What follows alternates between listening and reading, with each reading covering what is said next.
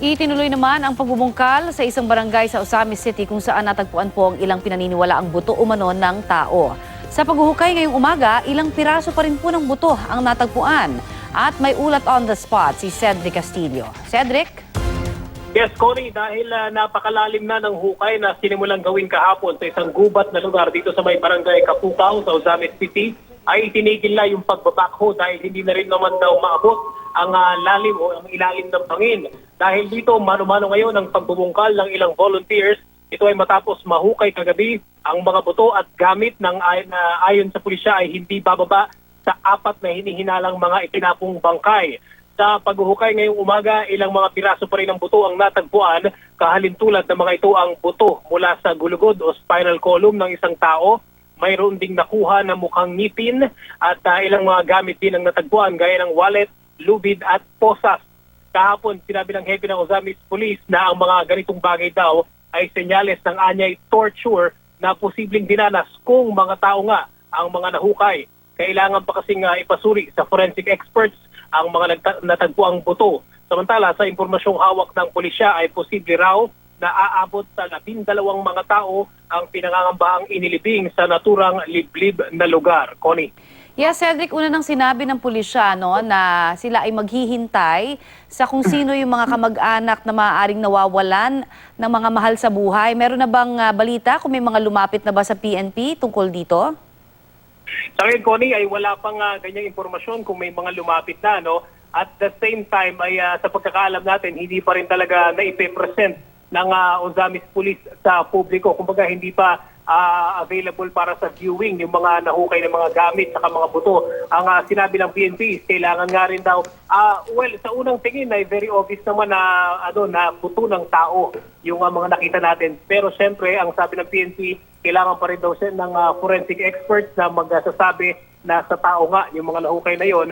Ang maganda dito, Connie, may mga gamit tulad ng damit na may mga label na makikita. So kahit paano ay posible raw makatulong ito sakali man na may kailangan o may pwedeng mag-identify doon sa mga nahukay, Connie. Oo. Cedric, sinabi na rin ng pulis na talagang wala pa naman silang solid proof na maililink dito sa mga paruhinog. Pero ano ba yung sinasabi nilang basihan? Ito bang compound na kung saan nakitaan itong mga buto ng tao di umano ay may connection ba yan sa mga paruhinog? Ano ba yung lugar na yan mismo?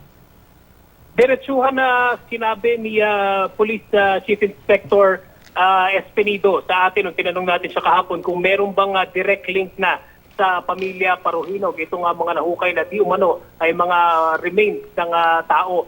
Ang sagot ng hepe ng Osamis Police ay wala pa raw na kung direct link ng pag-uusapan. Kaya kailangan daw na napaka-importante raw dun sa kanilang case build-up ay may mag-come forward na mga witness na pwedeng mag-corroborate. Kasi dahil itong mga ganitong tip daw ay nakukuha lamang nila sa mga impormasyon na binibigay sa pulisya. At sa ngayon ay mga allegations pa lamang na di umano ay ito ay mga biktima ng notorious na Martilyo Gang na inililink naman ng PNP sa pamilya Paruhinog, isang bagay na itinanggi na rin naman ng pamilya Paruhinog, Connie. Sinabi rin ni Chief PNP Bato na may mga natatanggap naman na banta sila, na may 2 bangka di umano ang sasalakay dyan sa Osamis para maghiganti dito sa pagkamatay ng mga Paruhinog. Ano na ngayon yung latest? Meron pa rin ba tayong ginagawa yung mga pulis dyan? Naka-alert ba sila dyan ngayon? Ang napapansin natin, Connie, is patuloy yung pagpapatrol ng pulisya. Random yan, minsan sa isang spot makikita natin na may mga police visibility at naka-full battle gear, naka-full battle armor itong mga pulisya. Although ang sabi ng Osamis Police ay kung imminent danger naman o imminent threat ang pag-uusapan, wala naman daw silang na-monitor sa ngayon. Pero gaya nga nabanggit natin, tuloy pa rin yung kanilang mga pagpapatrolya at yung pag-set up ng mga checkpoint, Connie. Maraming salamat sa iyong update, Cedric Castillo.